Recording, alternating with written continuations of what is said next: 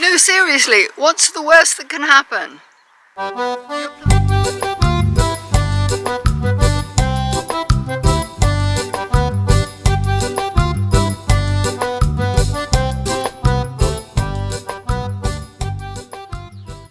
The temperatures have definitely gone down. We have a high of 19 today, but tomorrow it's going to be 15. And for the next few days, that's the trend. So I think really the peppers have had it. So I'm going to harvest the last few and then pull them up to make room for other things. Some of the peppers have started to go black like that. That isn't them changing to be red peppers. Those bits that go black actually then rot. I don't know what the deal is with that, but there's a reasonable one that's changing. And there's one that's totally, almost totally black. Don't ask me why. It's one of the mysteries. I don't know if I've got a year's worth of chopped peppers in the freezer, but it's got to be close. But hey, we're self-sufficient in peppers. Woohoo! Trying to make it exciting, you know? Woohoo! That again.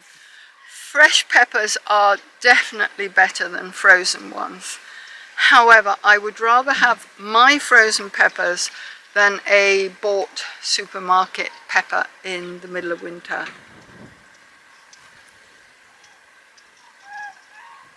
What? Oh! Where? I could hear them. Oh, there they are, right up there. I don't know if the camera would have picked them up. Those are grullas, cranes.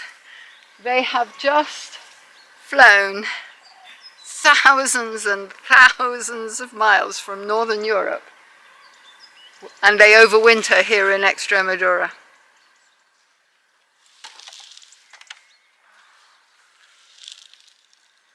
I'm just forking through a little bit to loosen up the soil and get some air in there. But I am not going to dig. I might have to rake a little bit to even this off, but other than that, I am almost ready for planting. Did I garden like this in the UK? Yeah, pretty much. I was always getting letters from the Allotment Association to say that my allotment was messy. It wasn't messy, it was just that it was kind of permaculture.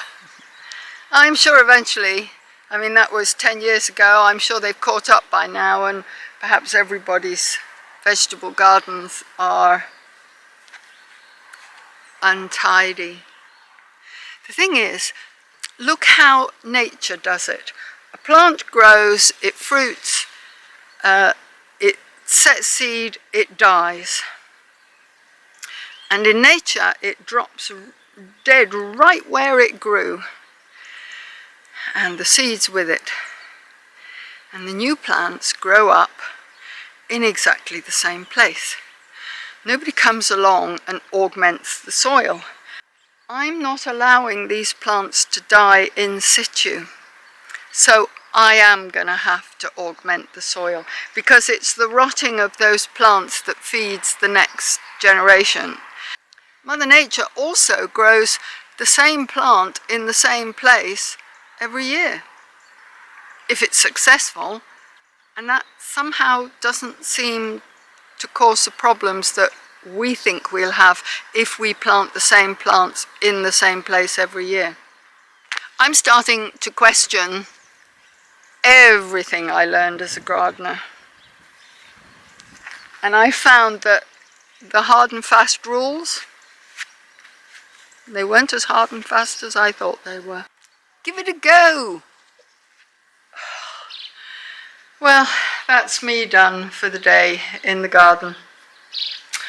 I've done about 3.5, maybe nearly 4 hours, and that's enough. But I just wanted to show you, when you have a messy garden, when you leave plants or bits of plants from the previous season to just rot in the ground, Mother Nature gives you surprises.